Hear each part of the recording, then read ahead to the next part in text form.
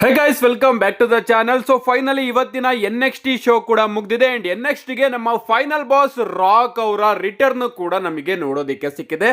So ಏನೇನ್ ಮಾತಾಡಿದ್ರು ನಮ್ಮ ರಾಕ್ ಅವರು, ಕೋಡಿ ರೋಡ್ಸ್ ಅವರ ಬಗ್ಗೆ ಏನಾದ್ರು ಮಾತಾಡಿದ್ರ, ಕಳೆದ ನೈಟ್ ಏನಾಯ್ತು ಅದ್ರ ಬಗ್ಗೆ ಏನಾದ್ರು ಮಾತಾಡಿದ್ರ ಅಂತ ಸಂಪೂರ್ಣವಾಗಿ ಮಾಹಿತಿನ ತಿಳಿಸ್ಕೊಡ್ತೀನಿ.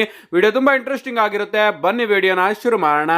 NXT ಓಪನಿಂಗ್ ಅಲ್ಲಿ ನಮಗೆ ರಾಕ್ ಅವರ ಎಂಟ್ರಿ ನೋಡೋದಕ್ಕೆ ಸಿಗುತ್ತೆ. ನಮ್ಮ ರಾಕ್ ಅವರು ಫೈನಲ್ ಬಾಸ್ ಗೆಟಪ್ ಅಲ್ಲಿ ಬರ್ತಾರೆ ಅಂತಾನೆ ಹೇಳ್ಬಹುದು. ಅಂಡ್ ಅವರು ಪೀಪಲ್ ಚಾಂಪಿಯನ್ಶಿಪ್ ನು ಕೂಡ ಇಟ್ಕೊಂಡು ಬಂದಿರ್ತಾರೆ ಇವತ್ತಿನ ಶೋಗೆ, ಬಟ್ ರಿಂಗ್ ಮೇಲ್ಗಡೆ ಬರೋದಿಲ್ಲ. ನಮ್ಮ ರಾಕ್ ಅವರು ಗಾಡಿನ ಇಳಿದ ಕೂಡಲೇ ಹೇಳ್ತಾರೆ, ವಾಟ್ ದ ಫಕ್, ನಾನು ಏನು ಮಾತಾಡ್ಲಿ ಅಂತ ಹೇಳ್ಕೊಂಡು ನಮ್ಮ ರಾಕ್ ಅವರು ಬರ್ತಾರೆ.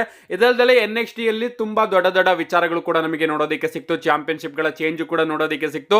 ಅದನ್ನೆಲ್ಲನೂ ಕೂಡ ಬದಿಗಿಟ್ಟು ಸ್ವಲ್ಪ ರಾಕ್ ಅವರ ಬಗ್ಗೆನೇ ಮಾತಾಡೋದಾದ್ರೆ, ಬ್ಯಾಕ್ ಸ್ಟೇಜ್ ಅಲ್ಲಿ ನಮಗೆ ಎವರ್ ರೈನ್ ಹಾಗೆ ಈತನ್ ಪೇಜ್ ಅವರ ನಡುವೆ ಒಂದು ಸೆಗ್ಮೆಂಟ್ ನೋಡೋದಕ್ಕೆ ಸಿಗುತ್ತೆ. ಅಂಡ್ ಅಲ್ಲಿ ನಮ್ಮ ಈತನ್ ಪೇಜ್ ಅವರು ಎವರ್ ರೈನ್ ಗೆ ಹೇಳ್ತಾ ಇರ್ತಾರೆ, ನೀನು ನನ್ನನ್ನ ಇವತ್ತಿನ NXT ಶೋ ಅಲ್ಲಿ ಯಾಕೆ ಬುಕ್ ಮಾಡಿಲ್ಲ? ಇವತ್ತಿನ NXT ಶೋ ಸಿಕ್ಕಾಪಟ್ಟೆ ಸ್ಪೆಷಲ್ ಎಪಿಸೋಡ್ ಆಗಿತ್ತು ಅಂಡ್ ಇಲ್ಲಿಗೆ ನೀನು ನನ್ನನ್ನ ಯಾಕೆ ಬುಕ್ ಮಾಡಿಲ್ಲ ಅಂತ ಈತನ್ ಪೇಜ್ ಅವರು ಕೇಳ್ತಾ ಇರ್ತಾರೆ. ಅಂಡ್ ಅದಕ್ಕೆ ನಮ್ಮ ಎವರೈನ್ ಅವರು, ನಾನಿಲ್ಲಿ ಜನರಲ್ ಮ್ಯಾನೇಜರ್ ಅಂಡ್ ನಾನೇ ಶಾರ್ಟ್ಸ್ ನ ತಗೋತೀನಿ ಅಂತ ಮಾತಾಡ್ತಾ ಇರ್ತಾರೆ.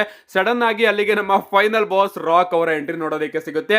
ನಮ್ಮ ರಾಕ್ ಅವರು ಬಂದು, ಈತನ್ ಪೇಜ್, ನಾನ್ ನಿನ್ ಬಗ್ಗೆ ಸಿಕ್ಕಾಪಟ್ಟೆ ವಿಚಾರಗಳನ್ನ ಕೇಳ್ಪಟ್ಟಿದ್ದೀನಿ, ಬಟ್ ಕೇಳಿರೋ ವಿಚಾರಗಳೆಲ್ಲವೂ ಕೂಡ ಒಳ್ಳೆ ವಿಚಾರ ಅಲ್ಲ. ನಾನು ಕೇಳ್ಪಟ್ಟೆ ನೀನು ಒಬ್ಬ ವ್ಯಕ್ತಿಯ ಜಾನ ಹೊಡೆದಾಕ್ತೆ ಅಂತ. ನಿಜವಾಗ್ಲೂ ಅದು ನನಗೆ ಸಿಕ್ಕಾಪಟ್ಟೆ ಇಷ್ಟ ಆಯ್ತು. ಸೊ ನೀನು ಯಾವಾಗ ಬೇಕಾದ್ರೂ ನನ್ನ ಹತ್ರ ಬಂದು ನನ್ನ ಸಹಾಯನ ಕೇಳಬಹುದು. ನಿನಗೆ ಗೊತ್ತು, ನಾನು WWE final boss and as A final boss ಹೇಳ್ತಾ ಇದ್ದೀನಿ, ಎವರ್ ರೈನ್ ನನ್ನ ಮಗಳು NXT ಫೈನಲ್ ಬಾಸ್. ಸೊ ನೀನು ನನ್ ಜೊತೆ ಚೆನ್ನಾಗಿರ್ಬೇಕು ಅಂದ್ರೆ ಮೊದಲು ಅವಳ ಜೊತೆ ಚೆನ್ನಾಗಿರ್ಬೇಕು ಅಂತ ಹೇಳಿ ನಮ್ಮ ಈತನ್ ಪೇಜ್ ಅವರ ಕುಂಡಿ ಮೇಲೆ ಒಂದು ಬಾರಿಸಿ ನಮ್ಮ ರಾಕ್ ಅವರು ಅವ್ರನ್ನ ಕಳಿಸ್ತಾರೆ ಅಂತಾನೆ ಹೇಳ್ಬಹುದು. ಇದಾದ್ಮೇಲೆ ನಮ್ಮ ರಾಕ್ ಅವರು ಎವರ್ ರೈನ್ ಅವರ ಬಳಿ ಕೇಳ್ತಾರೆ, ನಾನಿವತ್ತು NXT ಅಲ್ಲಿ ಏನು ಮಾತಾಡೋಣ ಅಂತ ನನಗೆ ಅರ್ಥ ಆಗ್ತಾ ಇಲ್ಲ ಅಂತ. ಅಂಡ್ ಅದಕ್ಕೆ ನಮ್ಮ ಎವರ್ ರೈನ್ ಅವರು ಹೇಳ್ತಾರೆ, NXT ಕ್ರೌಡು ಸಿಕ್ಕಾಪಟ್ಟೆ ಡಿಫರೆಂಟ್, ರಿಂಗ್ ಮೇಲ್ಗಡೆ ಓದ್ ಕೂಡ್ಲೆ ನಿನಗೆ ಗೊತ್ತಾಗುತ್ತೆ ಏನ್ ಮಾತಾಡ್ಬೇಕು ಅಂತ ನಮ್ಮ ಎವರ್ ರೈನ್ ಅವರು ಕೂಡ ಆನ್ಸರ್ ನ ಕೊಡ್ತಾರೆ.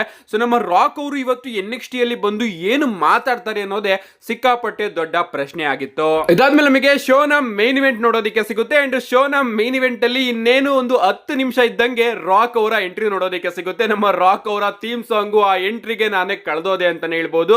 ಲಿಟರಲಿ ಗೈಸ್, ನೋಡ್ತಾನೆ ಇರಬೇಕು ಅನ್ಸುತ್ತೆ. ಐ ಥಿಂಕ್ ಒಂದು 4 ನಿಮಿಷ ನಮ್ಮ ರಾಕ್ ಅವರು ರಿಂಗಿಗೆ ಬರ್ತಾರೆ ಅಂತಾನೆ ಹೇಳ್ಬೋದು. ಅಂಡ್ ಕ್ರೌಡ್ ಫುಲ್ ರಾಕಿ ಅಂತ ಚಾಂಟ್ ನ ಮಾಡ್ತಾ ಇರುತ್ತೆ. ನಮ್ಮ ರಾಕ್ ಅವರು ಕೂಡ ಗೂಸ್ ಬಾಂಬ್ ನ ತೋರಿಸೋದಾಗಿರ್ಬೋದು, ಪೋಸಸ್ ಗಳನ್ನ ಕೊಡೋದಾಗಿರ್ಬೋದು, ಅದೆಲ್ಲದನ್ನು ಕೂಡ ಮಾಡ್ತಾ ಇರ್ತಾರೆ. ಬಂದ್ ಕೂಡಲೇ ಅವರು, ಇಲ್ಲಿಗೆ ಬಂದು ಸಿಕ್ಕಾಪಟ್ಟೆ ಚೆನ್ನಾಗಿ ಅನಿಸ್ತಾ ಇದೆ, ಸೊ ನಾನು ನಿಮ್ಮೆಲ್ಲರನ್ನು ಕೂಡ ಪ್ರೀತಿ ಮಾಡ್ತೀನಿ ಅಂತ ಮಾತಾಡ್ತಾ ಇರ್ತಾರೆ. ಸಡನ್ ಆಗಿ ರಿಂಗ್ ಸೈಡ್ ಅಲ್ಲಿ ಒಬ್ರು ರಾಕ್ ಅವರಿಗೆ ಇನ್ನಿರೋದೇ ಕೇವಲ 6 ನಿಮಿಷ ಮಾತ್ರ, 6 ನಿಮಿಷದಲ್ಲಿ ಈ ಒಂದು ಸೆಗ್ಮೆಂಟ್ ಮುಗಿಬೇಕು ಅಂತ ಹೇಳ್ತಾರೆ. ಅಂಡ್ ಅದನ್ನ ನೋಡಿ ನಮ್ಮ ರಾಕ್ ಅವರು, ನನಗೆ ಅರ್ಥ ಆಯ್ತು, ಇಲ್ಲಿರೋದು ಕೇವಲ 6 ನಿಮಿಷ ಮಾತ್ರ. ಅಂಡ್ ನಿಜ ಹೇಳ್ತಾ ಇದ್ದೀನಿ, ಆ ಒಂದು 6 ನಿಮಿಷ ನಿಮ್ಮ ಲೈಫ್ ನ ಬೆಸ್ಟ್ 6 ನಿಮಿಷ ಆಗಿರುತ್ತೆ. ಅಂಡ್ ಆ ರೀತಿ ನಾನಿಲ್ಲಿ ಇವತ್ತು ಮಾಡ್ತೀನಿ.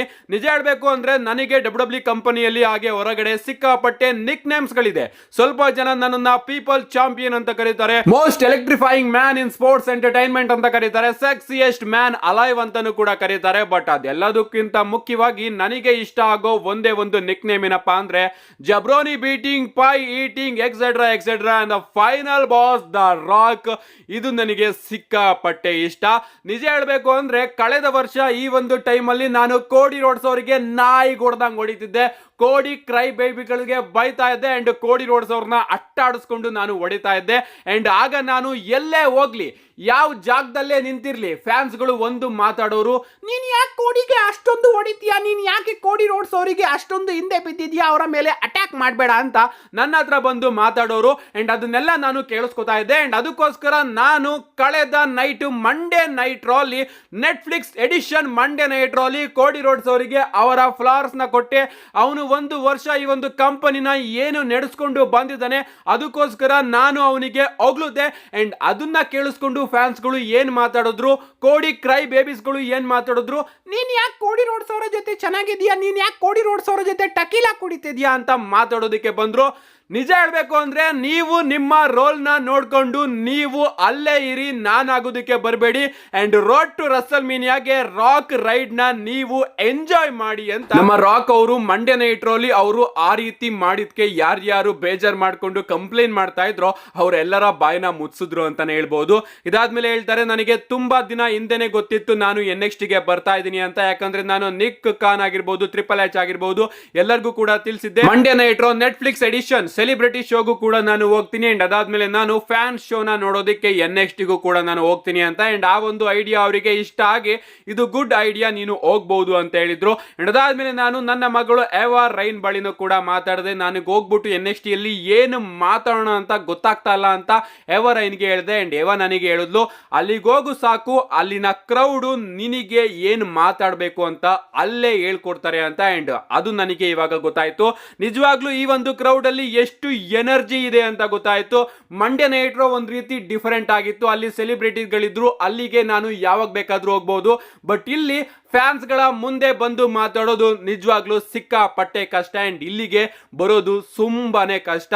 ಅಂಡ್ ಅಲ್ಲಿ ಬ್ಯಾಕ್ ಸ್ಟೇಜ್ ಅಲ್ಲಿ ಇರ್ತಕ್ಕಂತಹ ಗರ್ಲ್ಸ್ ಆಗಿರ್ಬೋದು, ವಿಮೆನ್ಸ್ ಆಗಿರ್ಬೋದು, ಬಾಯ್ಸ್ ಆಗಿರ್ಬೋದು, ನಿಮ್ಮನ್ನ ಎಂಟರ್ಟೈನ್ ಮಾಡೋದಕ್ಕೆ ಅವರು ಫೈಟ್ ಮಾಡ್ತಾ ಇದ್ದಾರೆ. ಅವರಲ್ಲಿ ಒಬ್ರು ಫ್ಯೂಚರ್ ಮೇನ್ ಇವೆಂಟ್ ಆಗಿರ್ಬೋದು, future Russell mania main event ಮಾಡಬಹುದು, ಅಥವಾ ನಾಳಿನ ಈ ಒಂದು ಕಂಪನಿನ ಬಿಟ್ಟು ಹೋಗ್ಬೋದು. ಅವರು ಏನ್ ಆಗ್ಬೇಕು ಅನ್ನೋದು ನಿಮ್ಮ ಕೈಯಲ್ಲಿ ಇರುತ್ತೆ. ನೀವು ಯಾವ ರೀತಿ ಅವರಿಗೆ ಚಿಯರ್ಸ್ ಮಾಡ್ತೀರಾ, ಯಾವ ರೀತಿ ಅವರಿಗೆ ಬೂ ಮಾಡ್ತೀರಾ, ಏನೇ ಆಗ್ಲಿ ಯಾವ ರೀತಿ ಅವರಿಗೆ ರಿಯಾಕ್ಟ್ ನ ಕೊಡ್ತೀರಾ ಅಂತ ಅವರ ಕರಿಯರ್ ನಿಮ್ಮ ಮೇಲೆ ಕೂತಿದೆ. ಸೊ ಹೋಗೋದಕ್ಕಿಂತ ಮುಂಚೆ ನಾನಿಲ್ಲಿ ಒಂದು ವಿಚಾರನ ಹೇಳ್ಬೇಕು. ನನ್ನ ಒಂದು ಜಾಬ್ ನನ್ನನ್ನ ಎಲ್ಲಿ ಕರ್ಕೊಂಡು ಹೋಗುತ್ತೋ ಗೊತ್ತಿಲ್ಲ, ಬಟ್ ನಾನು ಮತ್ತೊಮ್ಮೆ WWE ಗೆ ಬರ್ತಾನೆ ಇರ್ತೀನಿ. Monday night Raw, SmackDown, NXT ಅಲ್ಲಿ ನೋಡೋದಕ್ಕೆ ಸಿಗ್ತಾನೆ ಇರ್ತೀನಿ. If you smell what the Rock is cooking ಅಂತ ನಮ್ಮ ರಾಕ್ ಅವರು ಒಂದು ಅದ್ಭುತವಾದ ಪ್ರೋಮೋನ ಕಟ್ ಮಾಡಿದ್ದಾರೆ. ಲಿಟರಲಿ ನನಗೆ ಮಂಡ್ಯ ನೈಟ್ ರೋ ಪ್ರೋಮೋಗಿಂತ ಈ ಒಂದು ಪ್ರೋಮೋನೇ ಇಷ್ಟ ಆಯ್ತು ಅಂತಾನೆ ಹೇಳ್ಬಹುದು. ಅಂಡ್ ನಮ್ಮ ರಾಕ್ ಅವರು ಇಲ್ಲಿ ಕ್ಲಿಯರ್ ಆಗಿ ಕೋಡಿ ರೋಡ್ಸ್ ಅವರ ಫ್ಯಾನ್ಸ್ ಗಳಿಗೆ ಹೇಳಿದ್ದಾರೆ ಅಂತಾನೆ ಹೇಳ್ಬಹುದು. ನಾನು ಕೋಡಿ ರೋಡ್ಸ್ ಅವರ ಮೇಲೆ ಅಟ್ಯಾಕ್ ಮಾಡಬೇಕಾದ್ರೆ ಯಾಕೆ ಅಟ್ಯಾಕ್ ಮಾಡ್ತಾ ಇದೀಯಾ, ಹಾಗೆ ಹೀಗೆ ಅಂತ ಹೇಳಿದ್ರು. ಓಕೆ, ಅದಕ್ಕೋಸ್ಕರ ನಾನು ಕೋಡಿ ರೋಡ್ಸ್ ಅವ್ರನ್ನ ಹೊಗಳಿದ್ದಕ್ಕೆ ಕೋಡಿ ರೋಡ್ಸ್ ಅವ್ರನ್ನ ಯಾಕೆ ಹೊಗಳುತ್ತಿದ್ಯಾ ಅಂತಾನು ಕೂಡ ಈಗ ಮಾತಾಡ್ಕೋತಾ ಇದ್ದಾರೆ.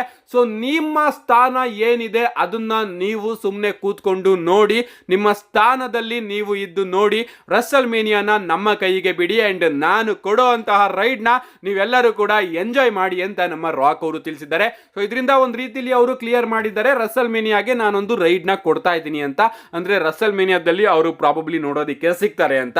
ನಿಮ್ಗೆ ಅನ್ಸುತ್ತೆ ಇದ್ರ ಬಗ್ಗೆ ನಿಮ್ಮ ಅನಿಸಿಕೆನ ಕಮೆಂಟ್ ಮಾಡಿ. ಇಷ್ಟು ಇವತ್ತಿನ ವಿಡಿಯೋ ಲೈಕ್ ಮಾಡಿ, ಚಾನಲ್ ಸಬ್ಸ್ಕ್ರೈಬ್ ಮಾಡ್ಕೊಳ್ಳಿ. See you guys in my next video.